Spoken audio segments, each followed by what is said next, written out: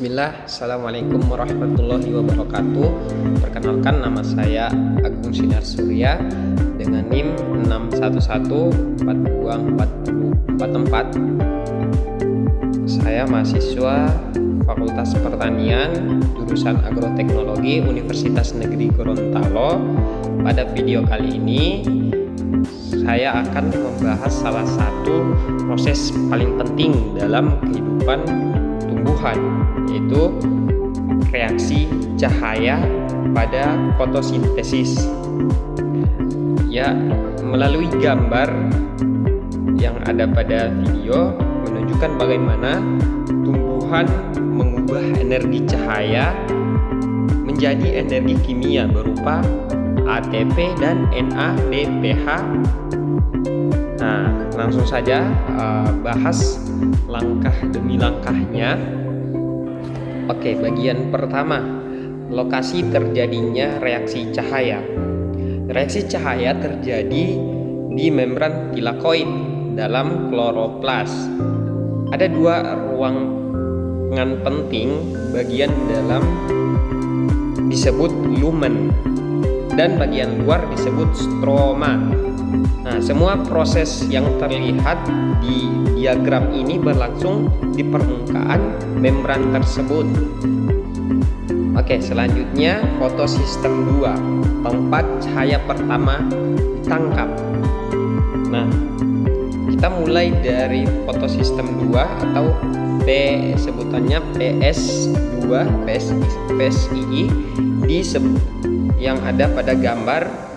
Ketika cahaya mengenai klorofil di PS2, elektron pada molekul P680 terangkat ke tingkat energi lebih tinggi untuk menggantikan elektron yang hilang. Nah, PSII ini atau PS2 memecah molekul air.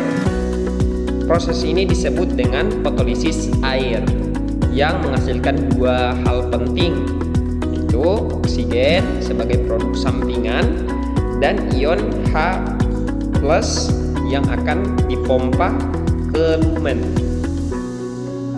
Bagian 3, rantai transport elektron. Nah, elektron yang sudah berenergi tadi berpindah ke akseptor elektron pertama, kemudian ke plastoquinon dan menuju kompleks sitokrom B6F. Dalam perjalanan ini B6F membantu memompa H+ ke dalam lumen sehingga konsentrasi H+ semakin tinggi.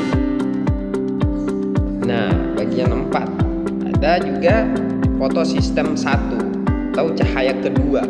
Nah, elektron kemudian diteruskan ke plastosianin lalu masuk ke fotosistem atau PSI PS1. Nah, PS1 ini juga menangkap cahaya dengan pigmen P700 nanometer sehingga elektron kembali berenergi tinggi. Elektron tersebut lalu dikirim ke ferredoksin dan akhirnya menuju enzim FNR atau ferredoksin NADP reduktase. Oke, kita ke bagian selanjutnya, itu pembentukan NADPH. Nah, di bagian stroma, FNR menggunakan elektron hasil PS1 untuk mereduksi NADPH plus menjadi NADPH. Molekul NADPH inilah yang nanti digunakan dalam siklus Kelvin atau reaksi gelap sebagai sumber elektron dan energi. Nah, bagian terakhir, bagian 6, ATP sintase, pembangkit energi. Selama seluruh proses tadi, ion H+ terus terkumpul di dalam lumen. Konsentrasi H+ yang tinggi ini menciptakan gradien yang gradien yang besar. Ion H+ kemudian mengalir keluar melalui enzim ATP sintase.